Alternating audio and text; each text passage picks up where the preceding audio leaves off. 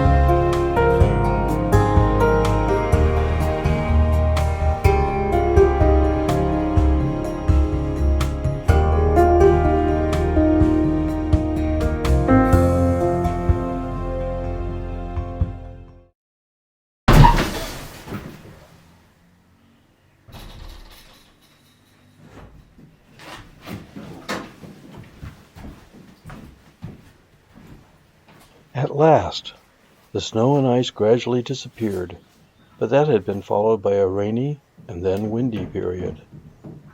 But then, finally, a window of opportunity. The day had arrived to load the canoe on the car and head to the water.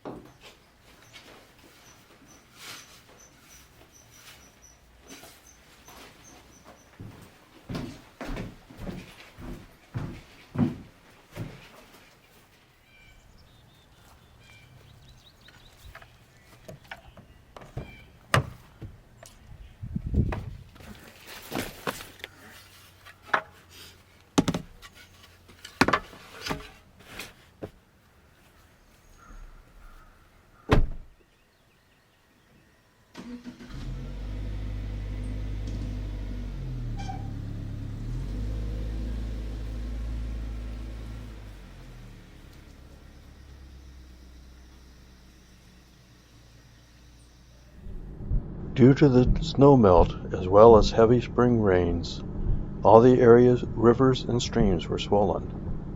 Since the lakes were also open now, I headed to a lake for my first paddle, specifically nearby Johnson Lake. The location wasn't as important as getting some paddling time.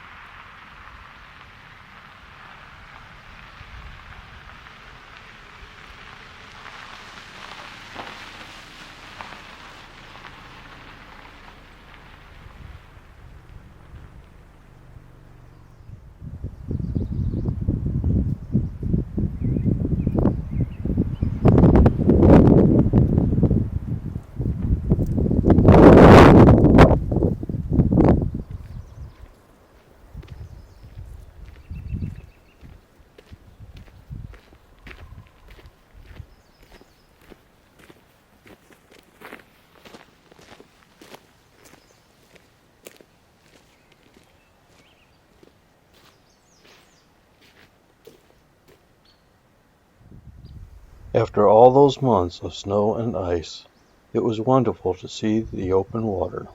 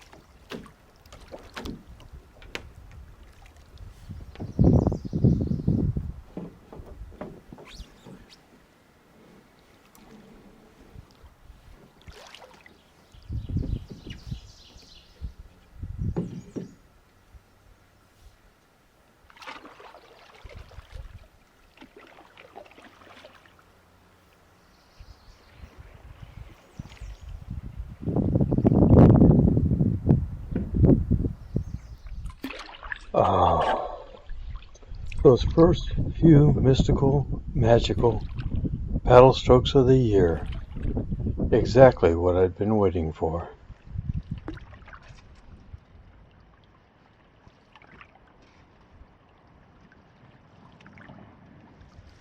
There's something about paddling a canoe.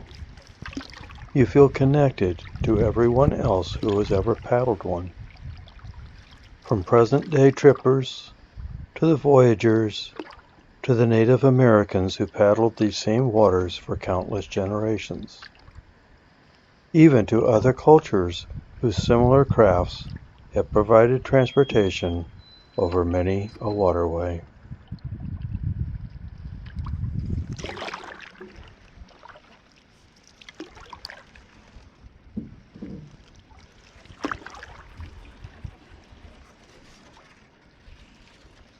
Oh, this is so nice.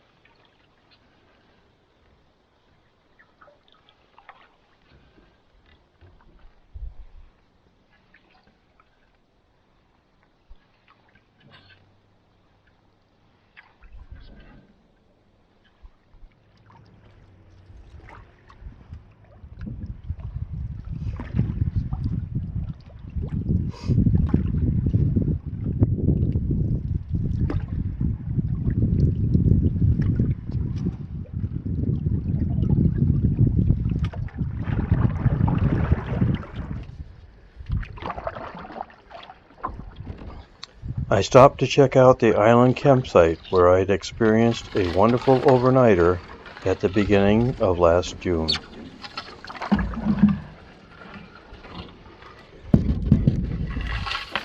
The landing was a bit tricky with the high water, but not too bad.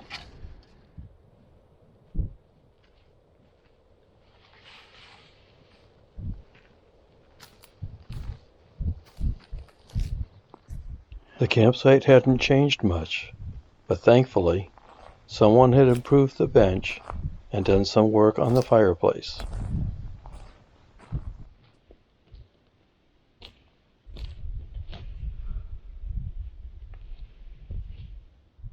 Oh man, did I ever need this? I needed this. Need a camping trip too, but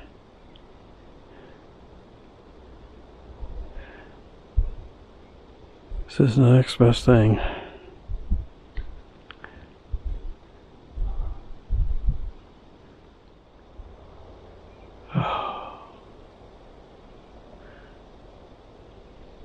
What bliss. Having checked out the campsite, I commenced paddling, heading for the north arm of the lake.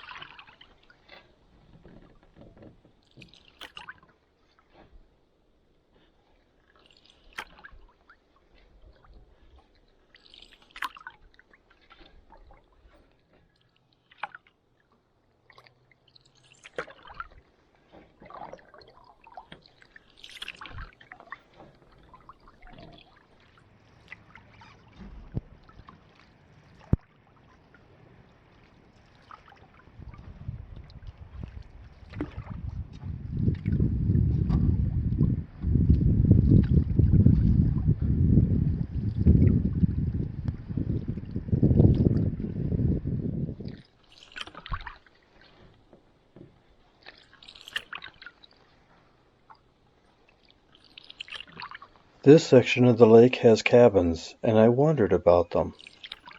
Are they vacation homes, or do people live here year-round? Would more land around the lake be sold with more cabins being built? Little did I know that some of my questions would soon be answered. Welcome to the Boundary Waters 2.0. So you are now on Nibby camera. So this is Carl that I'm paddling with here. He and his father, he's back behind me. I'll get him on camera in a little bit, but they live here on Johnson Lake. They invited me up when they saw me paddling by, so I went and talked for a while, and then they're escorting me back to the landing, or at least part way back to the landing. You want to make it to the, you want to see the second campsite? I think I'll pass for now. I'll catch it again. Okay. But yeah, I just gotta get this thing up on the roof and stuff yet, so Yeah. before I head home. Okay. You got a wife at home, you said? Yep, Yeah. wife and two dogs. A wife and two dogs. What kind of dogs are they? They're Shih Tzu poodle mix. Oh, Sadie's a Shih Tzu Maltese mix. Oh, okay. Yeah. So she must look A lot maybe like, lots. Yep. Maybe the demeanor, Yep. not the hair.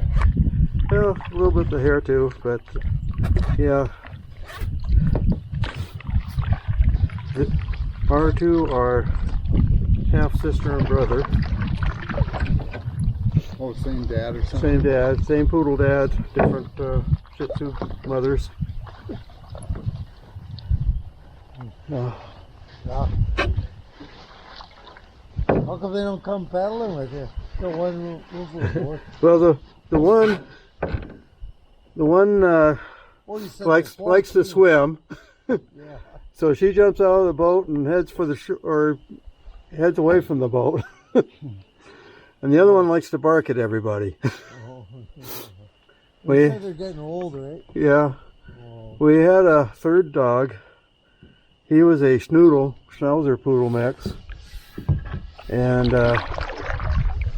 boy, he was the best canoe dog ever. And I did take him on trips, but Yeah. he got cancer and we had to put him down almost a year ago. It was May 19th of last year. But, I mean, he was just the best dog to travel with. He wouldn't bark. He'd sometimes bark. Well, he didn't like beavers, so he'd bark at beavers. And he did help me. There was one time I was paddling along and all of a sudden he starts growling and kind of barking, and what are you growling and barking at? And I look over and there's a cow moose in a calf. I would have paddled right past him if it hadn't been for him. Oh. But he wouldn't even, he'd chase squirrels, but he wouldn't bark at them. And just the friendliest. He would make friends with people and ask questions later. Just the friendliest dog. And he'd settle down on the canoe and sit right down in front of me. And just, you know, he just loved the heck out of camping and canoeing and all the rest of it. But I suppose you don't think about it when you're paddling by yourself out here. right. But I definitely miss paddling with him. Oh, sure. So I'm going to leave you with a joke. okay. So, my great uncle Luke, who actually lived right here, he had a trailer house about 20 feet from the water. Well, that building right there. Yeah, you can almost see remnants of it. Yeah, that's the Uh-huh. front And porch he'd come of up it. here and he'd guide for the Bonnie Waters Okay. and Wilderness Outfitters. Uh-huh. And he'd take groups into the Bonnie Waters all summer long because he was a teacher and then a principal. And he'd come up here as his break thing, and he spoke fluent Finnish. And every time he'd go on these Bonnie Waters trips, people would ask him, "How do you say cheers in Finnish?" And he'd say, "Aistanapa." And so he'd leave thousands of people with Aistanapa cheers from the Bonnie Waters, Uh-huh. thinking they're speaking Finnish. But in Finnish, Aistanapa means smell my belly button. Okay. Aistanapa. Aistanapa.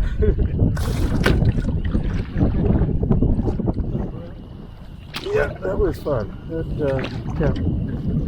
topped off my trip. I was paddling along. I had the camera off because I was going near where there were people. And these two guys from up at the house started talking to me, and they invited me on up. Beautiful place, gorgeous view of the lake. And we just got to talking, and then they decided to come out with their kayaks and paddle with me partway back to the landing. So it was Paul and his son Carl. So it was kind of neat. And I found out that all this land that has houses on over this section, they all belong to one extended family. It was homesteaded by a guy named Johnson back in the 20s or so. And then I forget how many, 160 acres, something like that he had, his homestead. And then the Forest Service came along and decided that they were going to make this, they weren't going to allow any more development on the lake. So he got grandfathered in, and now it's all his descendants that have different parcels of that land that he originally homesteaded. So yeah, that was kind of neat to find out. So nobody else can come out here and buy a property and build. I'm sure it's the type of thing too that they can't sell it to anybody else. Basically just hand it down generation to generation, and when they run out of, if they ever run out of generation, then it reverts to the Forest Service. And I also found out that there is another campsite on the lake. It's further in, further away from the road. So sometime I'll have to check that out and see what that's all about.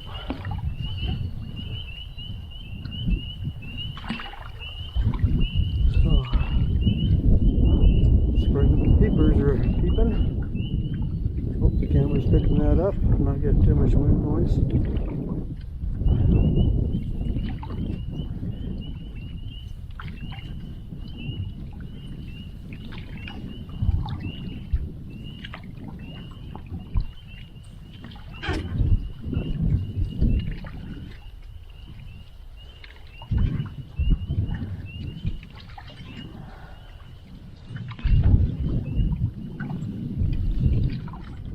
So anyway, I had an interesting first paddle of the year.